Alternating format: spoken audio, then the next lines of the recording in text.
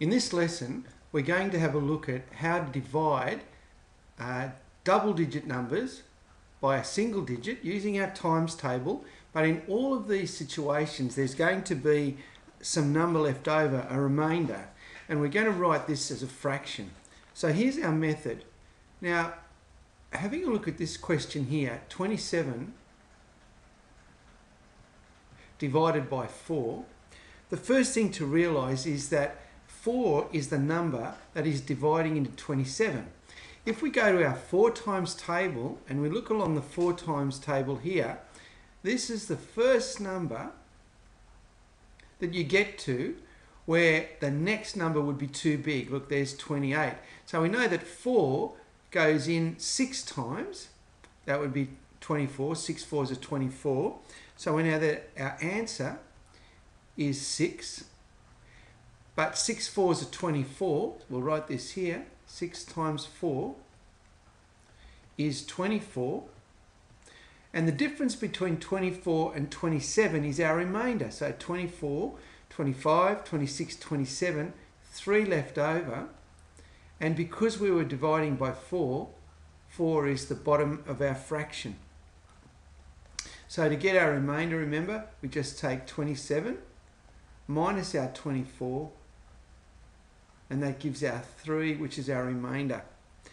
So let's have a look at another way of doing this. Remember, this is just a different format, just a different way of writing the same thing. So 19 over 2 is exactly the same as 19 divided by 2.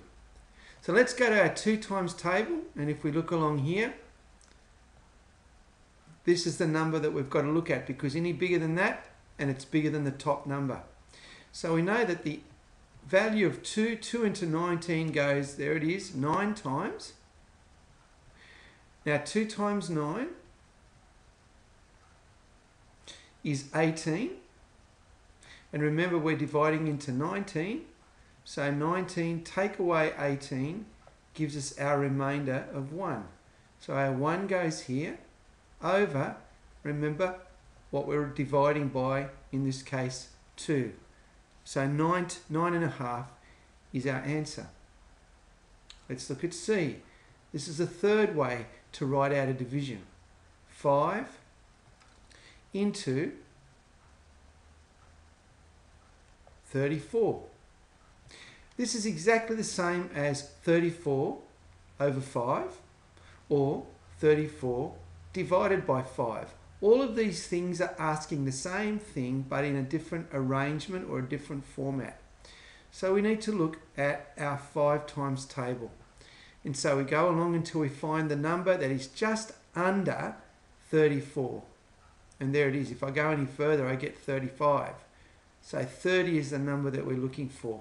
So 5 goes into 30 6 times. So our first part is 6. Now we know 6 5s are 30.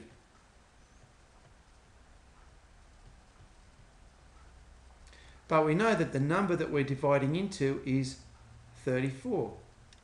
So if I subtract 30 away from 34, that gives me my remainder, which is 4. So our answer will be 4, our remainder, over what we're dividing by, in this case 5.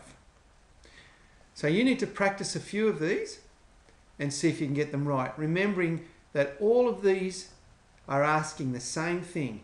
They're divisions, in this case by 4, this one by 2, this one by 5, but they are all doing exactly the same thing as far as finding the remainder is concerned.